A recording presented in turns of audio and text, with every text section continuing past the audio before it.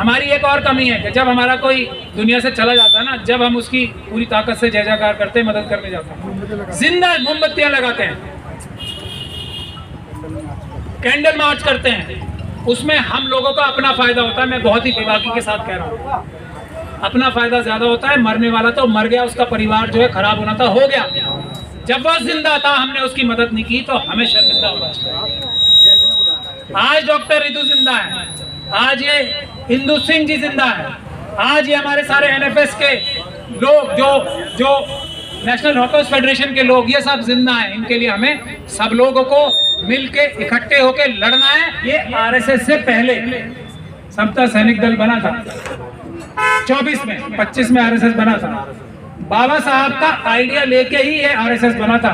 तो हम लोगों ने तो बाबा साहब का मिशन शायद मजबूती से नहीं पकड़ा, उसी की वजह से आरएसएस आज इतनी मजबूत हुई है। हिंदू राष्ट्र बनाने की तरफ बड़े बड़े कदम उठाए जा रहे हैं। वो मनुस्मृति जो बाबा साहब ने 1927 में जलाई थी, उसको भारत, और उसके बाद भारत का संविधान बनाया था, उसको भारत के संविधान को खत्म करके मनुस्मृति दोबारा लागू करने की जो है साजिश हो रही है। थोड़ा डॉक्टर रितु को अगर 100 आता है तो उन्हें 2 आता है, और ऐसी डॉक्टर रितु को ये इनकॉम्पिटेंट जो है प्रिंसिपल वो निकालेगी।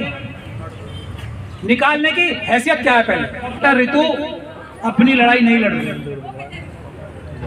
इनके पास ऑप्शन है ऑक्सफोर्ड यूनिवर्सिटी में जाके प्रोफेसर होने का।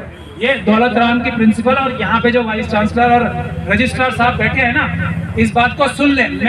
जो हक इनका कानून ने पार्लियामेंट में दिया है, वो हक लेते हैं तो पुलिस आके इनके ऊपर डंडे चलाती है, अपराध करती है। भानु प्रताप जी, इनके पिताजी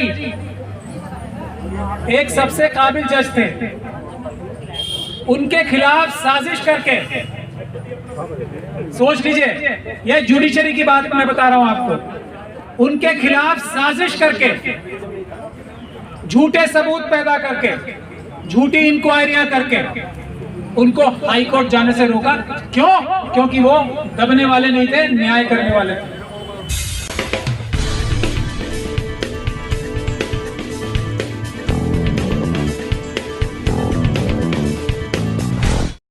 जय भारत, जय भारत, जय संविधान, जय संविधान। और आज शहीद आजम भगत सिंह साहब का भी बर्थडे है, तो जय भगत सिंह, जय भगत सिंह। भानु प्रताप जी का। और आज यहाँ पर मौजूद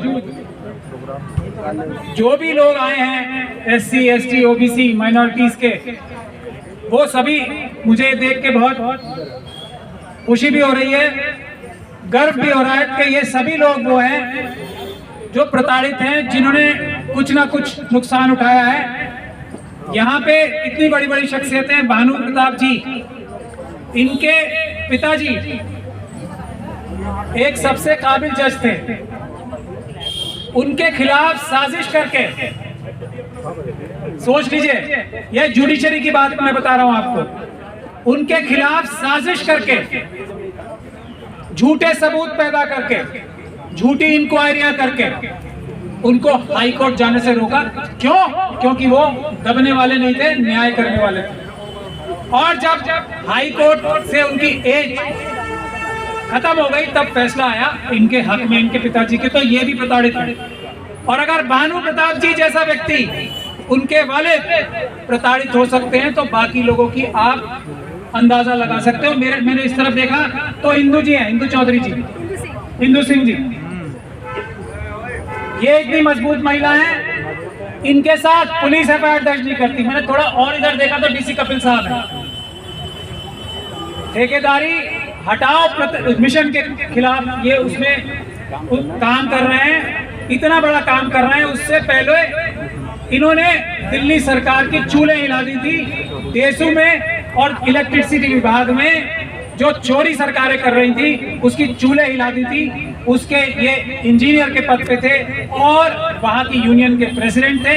इनके खिलाफ भी साजिश करके रातों रात इनका घर तक छीन लिया, ऐसे मजबूत करके।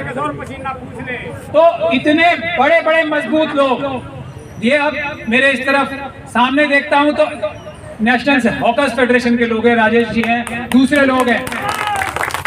इनके लिए भारत की सरकार ने एक कानून बनाया कि इनका हक है।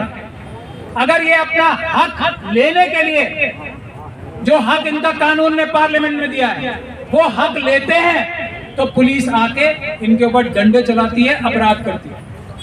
तो आज जो ये जमावड़ा है वो ना सिर्फ SC ST OBC के लोगों का है, बल्कि ऐसे लोगों का है जो किसी ना किसी रूप से जबरदस्त तरीके से प्रताड़ित हैं, और उससे भी बड़ी बात, जबरदस्त तरीके से लड़ाई लड़ने वाले हैं, दुश्मनों को हराने वाले हैं।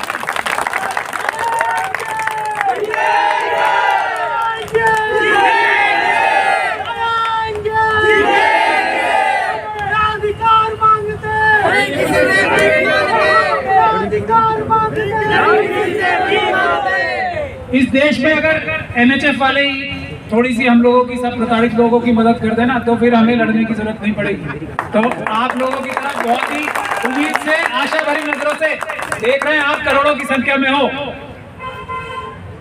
और आपका हक जो है छीना जा रहा है सर। तो आप लोग ही हम सबकी मदद करते हैं। समता सैनिक दल जो बाबा साहब डॉक्टर भीमराव अंबेडकर ने स्वयं बनाया था, इसमें हमें अभी 2 दिन पहले उनका सम्मेलन था, वहां बाबा साहब के जो पौत्र हैं वो भी थे और इसके वो मुख्य संरक्षक हैं। तो ये RSS से पहले समता सैनिक दल बना था, 24 में, 25 में RSS बना था। बाबा साहब का आइडिया लेके ही ये RSS बना था। तो हम लोगों ने तो बाबा साहब का मिशन शायद मजबूती से नहीं पकड़ा, उसी की वजह से RSS आज इतनी मजबूत हुई है। हिंदू राष्ट्र बनाने की तरफ बड़े बड़े कदम उठाए जा रहे हैं। वो मनुस्मृति जो बाबा साहब ने 1927 में जलाई थी, उसको भारत, और उसके बाद भारत का संविधान बनाया था, उसको, भारत के संविधान को खत्म करके मनुस्मृति दोबारा लागू करने की जो है साजिश हो रही है। थोड़ा और उधर देखता हूँ तो हरनाम जी खड़े हैं वहां पे, वो भी बहुत संघर्ष कर रहे हैं। थोड़ा वो ऐसा सोचते हैं कि ये जो मनुवादी हैं ये शायद कभी न्याय करेंगे। इनकी जो सामर्थ्य है, इनकी जो कैपेबिलिटी है, इनका जो टैलेंट है, उसको, उसका 100% नहीं तो 2-3% तो इनको रिटर्न मिलेगा। ये इनकी गलतफहमी है, मेरे हिसाब से दूर होते होते हो जाएगा। न्याय SC ST OBC और माइनॉरिटीज जो हम लोग हैं वही ईमानदार by birth, by genetics, by genes होते हैं। बाकी सब लोग जरा जो बच जाते हैं लोग, वो बेईमानी करते हैं, वो नाइंसाफी करते हैं, वो जुल्म करते हैं। उनमें से कुछ मुट्ठी भर लोग ऐसे हो सकते हैं जो अपनी जीन्स के खिलाफ जाकर ईमानदार होते हैं या इंसाफ करने वाले होते हैं। तो हरनाम जी जैसे लोगों को, ऐसे मुट्ठी भर लोगों में से कोई कभी मिलेगा नहीं, और संघर्ष करते रहेंगे, करते रहेंगे, करते रहेंगे। सारा काम ये करेंगे, मलाई बाकी बचे हुए लोग खाएंगे। आखिर में मैं आता हूँ डॉक्टर ऋतु पे। अभी बहुत सारे लोगों ने कहा, हमारे दिल्ली यूनिवर्सिटी के जो SC ST कर्मचारी यूनियन के प्रेसिडेंट साहब भी यहाँ मौजूद हैं, ये भी संघर्ष करने के लिए आगे आ रहे हैं। ऐसे लोगों की जरूरत है, ऐसे लोगों की जरूरत नहीं है। राजवीर सिंह साहब, ऐसे लोगों की जरूरत नहीं है जो पीड़ा तो समझते हैं लेकिन पीड़ा के लिए संघर्ष करने के लिए आगे नहीं आ रहे। और आज मुझे खुशी है, डूटा के लोगों से हमने बहुत रिक्वेस्ट की। सागर सर तो हैं यहाँ पे, और ये डूटा के SDTF, डूटा के यहाँ सागर सर हैं SDTF के। मैं डूटा की बात कर रहा हूँ, सागर सर तो सागर सर हैं, हमारे हैं, रहे थे डूटा में रहे थे। वो हरनाम सिंह जी का एग्जांपल दे रहा था ना, मैं सबसे ज्यादा डिजर्व ये करते हैं और इनके अलावा कोई डिजर्व भी नहीं करता। तो मैं तो एग्जांपल दे के बता रहा हूँ। सबसे ज्यादा समझदार भी होंगे कर्मचारियों की और यूनिवर्सिटी के अधिकारियों की और टीचर्स की लड़ाई भी सबसे अच्छे तरीके से लड़ पाएंगे।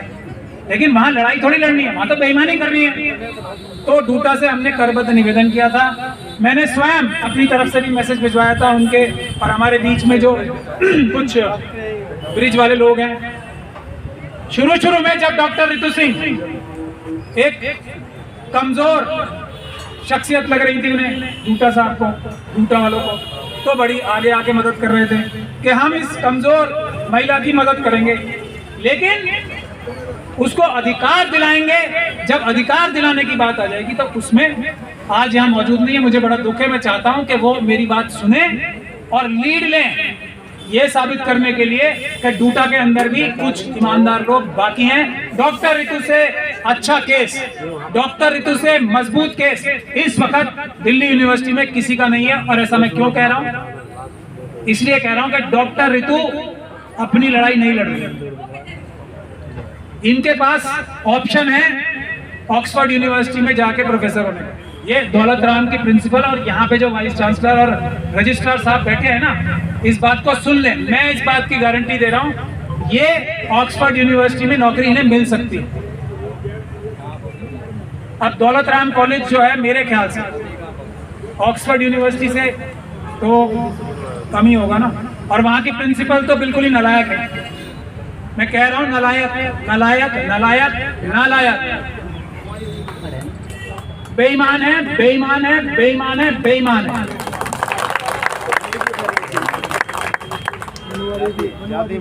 मनुवाद नहीं, मनुवादी तो अलग बात है। ये इनकॉम्पिटेंट है, इनकॉम्पिटेंट है, इनकॉम्पिटेंट है। डॉक्टर रितु के साथ वो तो अलग बात।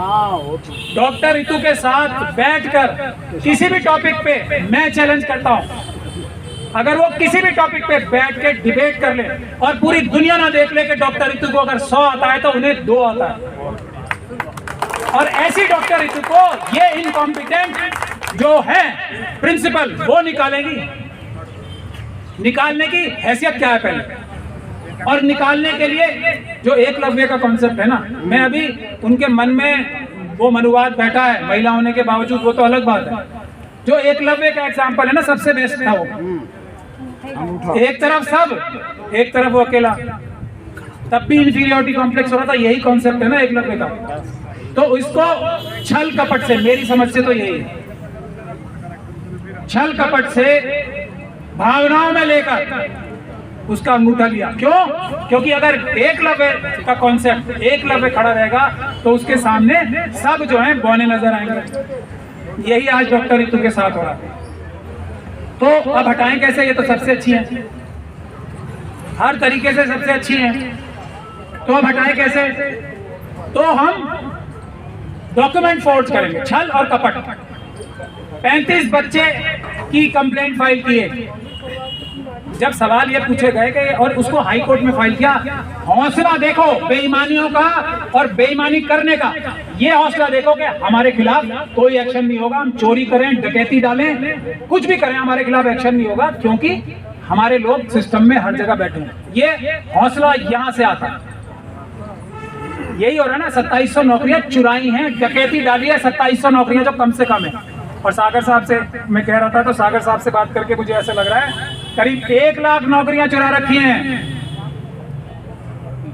अगर 60 के दशक से देखा जाए तो 1 लाख नौकरियां चुरा रखी हैं, और उसके बाद ईमानदार और शरीफ बनेंगे कि हम वाइस चांसलर हैं, एडमिनिस्ट्रेशन में हम रजिस्ट्रार हैं दिल्ली यूनिवर्सिटी के। बेईमान और चोर हैं वो एक अलग बात है, वो पीछे है, मगर हमारा मुखौटा जो है वो वाइस चांसलर रजिस्ट्रार का है, हमारा मुखौटा प्रिंसिपल का है। तो हमारी इज्जत करो। काम हमारे ऐसे होंगे कि हम चोरी करेंगे, डकैती डालेंगे, डॉक्यूमेंट फोर्ज करेंगे, हमारी इज्जत करो। नहीं तो आप जो है पद के खिलाफ बात कर रहे हो, यूनिवर्सिटी के खिलाफ बात कर रहे हो। अरे आप उन पदों के नाम पर धब्बा हो। आप ऐसे लोग हो जो इस बात का एग्जाम्पल होने चाहिए, इस बात का एग्जाम्पल होने चाहिए कि ऐसे लोगों को इन पदों पर नहीं बैठना चाहिए। अगर कोई ऐसा पैमाना बनाया जाए तो ये पैमाना वो होना चाहिए कि दौलत राम की प्रिंसिपल जैसी व्यक्ति को तो किसी स्कूल का प्रिंसिपल क्या, स्कूल का टीचर क्या, चपरासी भी नहीं होना चाहिए। ये उस एग्जाम्पल है। ऐसे व्यक्ति को तुम बनाते हो प्रिंसिपल इसी काम के लिए ना, कि डॉक्टर रितु और उस जैसे सभी लोगों को पहले तो क्या एनएफएस, एनएफएस क्या होता है? एनएफएस, मेरा ये मानना है, मैंने सुप्रीम कोर्ट में भी ये एम्स के वाले केस में बहस की थी और काफी जबरदस्त बहस हुई थी। तो मैंने साइंटिफिक डेटा रखने की जब बात की तो सामने वाले लोग जो रिजर्वेशन के खिलाफ थे वो पीछे भाग खड़े हुए। मैंने कहा मैं ये साइंस से प्रूव करूंगा कि एनएफएस अगर कोई होता है तो वो SC ST OBC और माइनॉरिटीज को छोड़कर जो लोग होते हैं वो नॉट फाउंड सूटेबल होते हैं, by birth not found suitable होते हैं। बाकी लोग, उनमें से भी कुछ लोग हो सकते हैं पढ़े लिखे हो, समझदार हो, ईमानदार हो, पर वो मुट्ठी भर लोग हैं। तो डॉक्टर रितु का केस ऐसा है कि डॉक्टर रितु का केस से ये साबित हो गया कि इस तरीके से 1 लाख नौकरियां हमारी हैं, रिजर्वेशन है ना, इसीलिए 4 डिमांड्स हैं यहाँ पे। पहली डिमांड, डॉक्टर रितु के केस में पहले तो FIR ही नहीं हो रही थी, चलिए FIR हो गई किसी तरीके से, गलती से, जैसे भी समझ लीजिए। तो पुलिस ने उसमें जो इन्वेस्टिगेशन की, ये है दुख की बात, सोच लीजिए, जो इन्वेस्टिगेशन की पूरी ताकत इस बात के लिए लगाई कि किसी तरीके से क्लीन चिट दे दी जाए रजिस्ट्रार साहब को और प्रिंसिपल साहब को और दूसरे प्रोफेसर्स को, जो सब डॉक्टर रितु को झूठे दस्तावेज बनाकर नौकरी से निकालने की साजिश में शामिल थे। 5-6 प्रोफेसर्स भी हैं उसमें, दौलत राम कॉलेज के, और भी अधिकारी हैं जिन्होंने वो डॉक्यूमेंट फोर्ज किया और उसका इस्तेमाल किया। जो बच्चे हैं ही नहीं उनके सिग्नेचर्स किए, जो दौलत राम कॉलेज में नहीं, उनका, और डॉक्टर रितु ने उनको पढ़ाया, ऐसा तो बिल्कुल भी नहीं है, ये इन्वेस्टिगेशन में निकल के आ गया।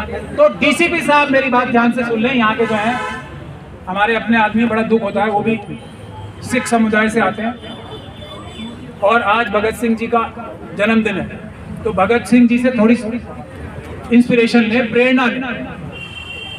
DCP साहब ने अपराध किया इसी डॉक्टर रितु साहब के केस में। इन्वेस्टिगेशन, इनके बार बार रिक्वेस्ट करने के बाद भी इन्वेस्टिगेशन ठीक नहीं कराई, इनके बार बार ये बताने के बाद कि पहले शर्मा जी और अब हमारे अपने केशव जी जो है प्रिंसिपल की और दूसरे अपराधियों की, रजिस्ट्रार की और दूसरे यूनिवर्सिटी के जो दूसरे अपराधी हैं उनकी मदद कर रहे हैं और इनके केस का नुकसान कर रहे हैं। उसके बावजूद भी DCP साहब ने कोई कार्रवाई नहीं की। हमारे पास सबका डॉक्यूमेंट्री सबूत है, तो उन पे धारा 4 लगेगी। अब ये केशव साहब हैं, वो शर्मा जी पे तो लगेगी, पहले वाले जो आईओ थे वो भी अपराधी हैं, उन पे धारा 4 लगेगी, 166 लगेगी। उन्होंने भी पूरी ताकत लगाई किसी तरीके से सारे सबूत नष्ट कर दे। पुलिस की बात बता रहा हूँ मैं यहाँ पे, फिर भी सबूत इतने ज्यादा थे कि चार्जशीट मजबूरी में फिर भी फाइल करे। इतने सबूत थे, आप लोग अंदाजा लगाओ। सारी पुलिस की ताकत एक काम पे लगी हुई थी कि किस तरीके से प्रिंसिपल को बचाया जाए, रजिस्ट्रार को बचाया जाए, वाइस चांसलर को बचाया जाए और दूसरे यूनिवर्सिटी के जो दौलत राम कॉलेज के जो प्रोफेसर्स हैं और जो दूसरे लोग इस साजिश में शामिल हैं डॉक्टर रितु, उनको बचाया कैसे जाए। इन्वेस्टिगेशन सिर्फ और सिर्फ इसी काम के लिए हुई थी, लेकिन फिर भी इतना मटेरियल आ गया कि चार्जशीट मजबूरी में फाइल करनी पड़ी। तो हाई कोर्ट में जाके ये हमारे आईओ साहब क्या कहते हैं कि मैं इसे अरेस्ट नहीं करूँ। कोर्ट पूछ रहा है, भाई आप अरेस्ट करना चाहते हो क्या? ये तो एक कागज है, ये प्रिंसिपल, तो हम लोगों ने कहा कि इसकी हिस्ट्री है इस तरह के डॉक्यूमेंट फोर्ज करके SC ST OBC और माइनॉरिटीज का नुकसान करने की। तो कोर्ट क्या पूछेगा, भाई आपको कोई पुलिस रिमांड चाहिए अरेस्ट करने की, ताकि आप और जो अपराध हैं उनके बारे में पूछ सको, कोई चाहिए? तो वो कह रहे हैं हमें अरेस्ट नहीं करना, ये हमारी VIP है। इस तरह की इन्वेस्टिगेशन होने के बावजूद भी चार्जशीट फाइल हुई है। तो अब हम कोर्ट के माध्यम से ना सिर्फ उन अपराधियों को, और आज जो ये बॉल है ना DC साहब के पाले में, इसीलिए यहाँ एक छोटी सी गैदरिंग हुई है। ये गैदरिंग समझ में 1% है। अब हम ये चेक करना चाहते हैं कि ये सारे अपराध जितने भी हुए, दौलत राम प्रिंसिपल ने जो किए हैं, उनके साथ मिले हुए प्रोफेसर्स ने जो किए हैं, उनके साथ मिले हुए उनके दूसरे प्रशासनिक अधिकारियों ने जो किए हैं, यूनिवर्सिटी के साथ जो रजिस्ट्रार लेवल तक की तो कंफर्म हमारे पास सबूत है, पुलिस को दे रखे हैं। रजिस्ट्रार साहब ने जो क्राइम्स किए हैं, उसके अलावा क्या वाइस चांसलर साहब भी इसमें डायरेक्टली इन्वॉल्व है या नहीं है? ये पब्लिक मीटिंग जो आज हमने कॉल की है इसलिए की है कि अब हम वाइस चांसलर साहब को ये मौका दे रहे हैं कि अगर वो इसमें इन्वॉल्व नहीं है, इस सारी फोर्जरी, इस सारे डॉक्टर रितु के खिलाफ जो सबूत इकट्ठे किए उसमें वो शामिल नहीं है, तो तुरंत प्रभाव से हमारी पहली 2 डिमांड, वो जो उनके हाथ में रजिस्ट्रार साहब को टर्मिनेट करने की और प्रिंसिपल को टर्मिनेट करने की, वो काम करें। अगर वो ऐसा नहीं करते तो ये इस बात का साफ सबूत होगा कि ये सब काम उनकी नॉलेज में ही नहीं, उनकी जानकारी में ही नहीं, उनके इशारे पे हुआ। वरना अब ठीक कर दें। ये पहली 2 डिमांड। तो उसके बाद है 27 जो हजारों नौकरियां जो चुरा ली गई हैं, और इसीलिए डॉक्टर रितु का केस मजबूत और करना जरूरी है, क्योंकि ये अपनी नौकरी के लिए नहीं लड़ रही है। मैंने कहा ना कि इनको ऑक्सफोर्ड में मिल जाएगी नौकरी।